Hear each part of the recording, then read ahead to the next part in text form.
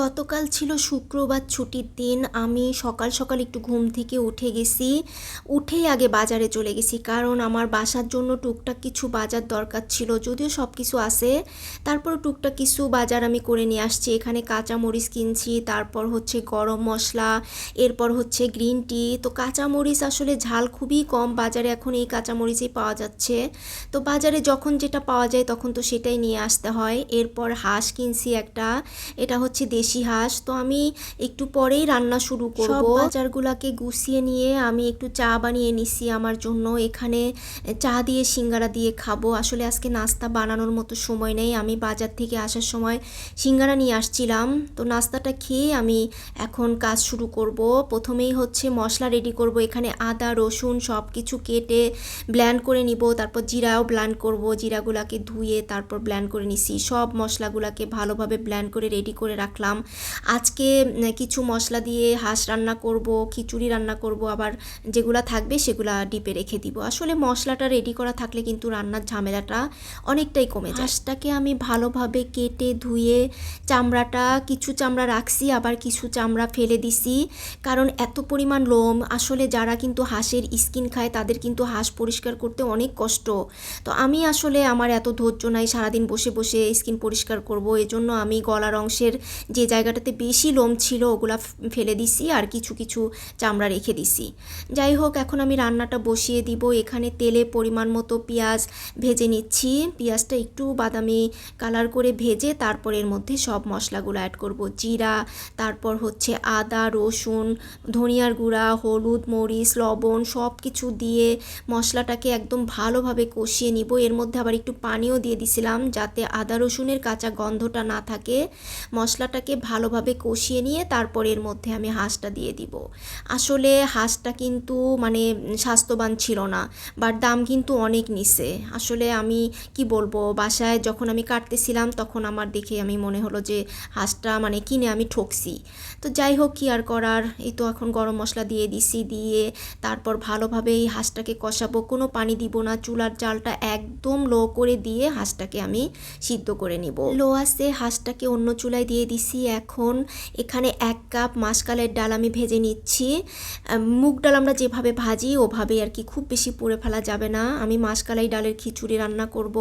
এখানে 2 কাপ চাল আর 1 কাপ মাসকালাই ভাজা সব কিছু একসাথে মিক্স করে পানি দিয়ে ধুয়ে 10 মিনিটের জন্য রেখে দিব। তাহলে কিন্তু চালটা খুব ভালো মতো ফুটবে, মানে খিচুড়িটা খুব সুন্দর ঝরঝরে হবে। তো চালটা ধুয়ে রেখে দিলাম। তারপর খুবই সহজ পদ্ধতিতে আমি আজকে এই খিচুড়িটা রান্না করব। এখানে আদা রসুন, তারপর জিরা হলুদ, এরপর ধনিয়া কাঁচামরিচ সয়াবিন তেল পেঁয়াজ কুচি সব কিছু দিয়ে ভালোভাবে মাখিয়ে নিব। গরম মশলাও দিয়ে দিছি, লবণ দিয়ে তারপর 3 কাপ চাল ডালের জন্য আমি এখানে 6 কাপ ঠান্ডা পানি ইউজ করছি। আর এই খিচুড়িটা যে কোনো চাল দিয়েই করা যায়, পোলায়ের চাল, তারপর ভাতের চাল, বাসমতি চাল, যে কোনো চাল দিয়ে করা যায়। কিছুক্ষণ হাই হিটে খিচুড়িটা রান্না করছি। এরপর চুলার জালটা কমিয়ে দিছি, একটু নেড়েচেড়ে নিলাম। তারপর লবণটাও চেক করলাম যে ঠিক আছে কিনা, সব কিছুই ঠিক আছে। আরেকটা চুলাতে কিন্তু হাঁসটা সিদ্ধ হচ্ছে। হাঁসে কিন্তু এখনও আমি পানি বা ঝোল কোনো কিছুই দেইনি। হাঁস সিদ্ধ হতে তো একটু সময় লাগে। আর এদিক দিয়ে আমার খিচুড়িটাও হয়ে গেছে। একটু ঘি দিয়ে দিলাম, আসলে ঘিটা ফ্রিজে ছিল, সবশেষে একটু ঘি দিয়ে নামিয়ে নিব। ঘিটা একটু ভালোভাবে ছড়িয়ে দিচ্ছি খিচুড়িটার মধ্যে। তো হয়ে গেছে কিন্তু, আর এখন আমি একটু দমে রাখবো আর কি। হয়ে গেছে খিচুড়িটা। আর এদিক দিয়ে আমি হাঁসের মাংসটা দেখতেছি কি অবস্থা। আসলে হাঁস কিন্তু সিদ্ধ হতে একটু সময় লাগে, মানে মুরগি যেমন তাড়াতাড়ি সিদ্ধ হয়ে যায়, হাঁস তো আসলে এত সিদ্ধ তাড়াতাড়ি হয় না। আর দেশি হাঁস সিদ্ধ হতে একটু সময় লাগে।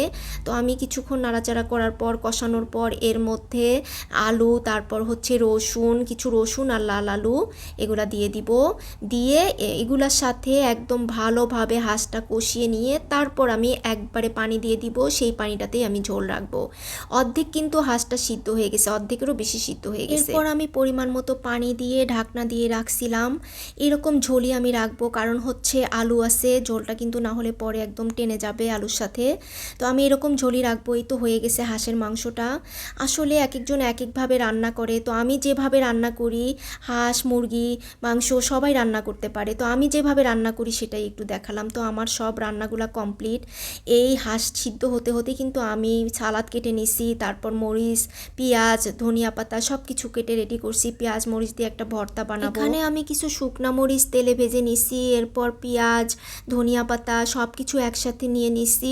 মরিচগুলোকে আগে হাত দিয়ে ভালোভাবে ম্যাশ করে নিব, তারপর পেঁয়াজ, ধনিয়া পাতা সব কিছু একসাথে দিয়ে ভালোভাবে মাখিয়ে তারপর হচ্ছে সরিষার তেল দিয়ে দিয়ে দিব। এই ভর্তাটা দিয়ে খেতে মানে খিচুড়ি তারপর ভাত যে কোনো কিছুই কিন্তু অনেক মজা। আর শুকনা মরিচ অনেকক্ষণ পর্যন্ত মচমচে থাকার একটা টিপস আমি বলে দিচ্ছি। শুকনা মরিচ যখন আমরা তেলে ভাজি তখন তেলের মধ্যে একটু লবণ দিয়ে যদি শুকনা মরিচটা ভাজি তাহলে অনেকক্ষণ পর্যন্ত মচমচে থাকে, মানে নরম হয়ে যায় না ভাজার পর। ভাজার কিছুক্ষণ পরেই কিন্তু শুকনা মরিচ নরম হয়ে যায়, তখন আর নরম হবে না, অনেকক্ষণ পর্যন্ত একদম মচমচে থাকবে। এখন আমি খেতে বসছি, প্রথমেই মরিচ ভর্তাটা দিয়েই শুরু করলাম। আসলে মাসকালাই ডালের খিচুড়িটা কী যে মজা হয়েছে, মানে আমি কিন্তু অনেক দিন পর বানালাম এই মাসকালাই ডালের খিচুড়ি। মুগ ডাল তারপর মসুরের ডাল দিয়ে তো আমরা সবসময়ই খিচুড়ি খাই, বাট মাসকালাই ডালের খিচুড়িও কিন্তু অনেক মজা। এরপর হাঁসের মাংসটাও অনেক মজা হয়েছে, রসুনটা তো একদম খুব সুন্দরভাবে সিদ্ধ হয়ে গেছে, তারপর আলুটাও সিদ্ধ হয়েছে। হাঁসের মাংসটা সিদ্ধ হইতে যদিও একটু সময় লাগছে, আসলে হাঁসটা খুব একটা হেলদি ছিল না। যাই হোক, কি আর করার, সব কিছুই আসলে অনেক মজা ছিল। তো আজকের ব্লগ এখানেই শেষ করে দিচ্ছি। সবাই ভালো থাকবেন, সুস্থ থাকবেন। আজকে এ পর্যন্তই ছিল। আল্লাহ হাফেজ।